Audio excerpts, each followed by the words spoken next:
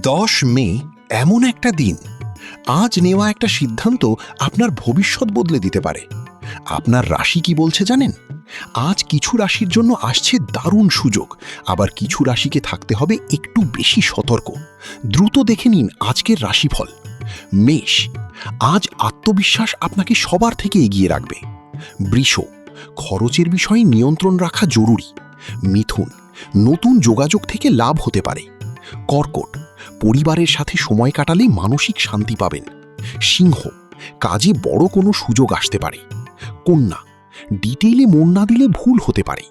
তুলা, আজ আপনার সিদ্ধান্ত লাভ এনে দিতে পারে।